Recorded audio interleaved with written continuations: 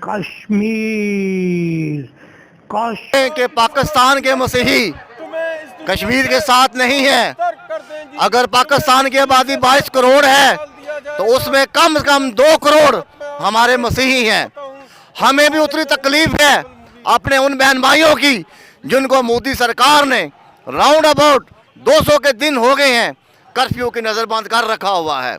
ये किस दौर का कानून है? अब अल्लामा तनवीर हुसैन साहब हमारे साथ मौजूद हैं, तो ये भी कश्मीरी भाइयों के साथ इजहार यकजहती के लिए यहाँ पे मौजूद हैं। तो अब बिस्मिल्लाहिर्रहमानिर्रहीम। आज 5 फरवरी 2020 प्रेस क्लब के बाहर हम तमाम जमा हैं और अपना ये एहतजाज रिकॉर्ड करवा रहे हैं। आज 183 दिन हो चुके हैं और इंडिया ने मकबूजा कश्मीर के अंदर कर्फ्यू लगा रखा है। मकबूजा कश्मीर के अंदर औरतें, बच्चे, बूढ़े सारे महबूस कर दिए गए हैं। ना वो कोई दवाई ले सकते हैं, ना ही उनके बाज़ार खुल रहे हैं। और ये एक जुल्म और बर्बरियत की ऐसी दास्तान रकम की जा रही है जिसने यजीद को भी जुल्म में पीछे छोड़ दिया, जिसने पीस मोटिव ऑर्गेनाइजेशन के जनरल सेक्रेटरी जी खालिद शहजाद साहब।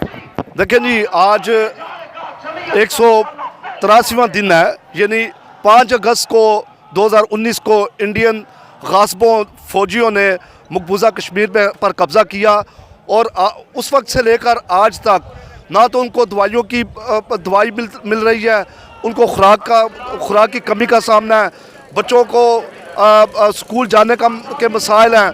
वहाँ पर वादी के अंदर एक ऐसी घुटन है कि वहाँ पर ना तो मीडिया को जाने दिया जा रहा है, वहाँ पर ना तो मुबसरीन को जाने दिया जा रहा है और ये पूरी तरह इंसानी हकूक़ की खिलाफ वर्जी है और रोल प्ले करना चाहिए था। उसके बावजूद हमारे प्राइम मिनिस्टर ने मकबूजा कश्मीर के इशू को एक इंटरनेशनल इशू खड़ा किया है और अब वहाँ पर हम मोदी सरकार की पुरजोर मजम्मत करते हैं, उसके अज़ाइम की पुरजोर मजम्मत करते हैं।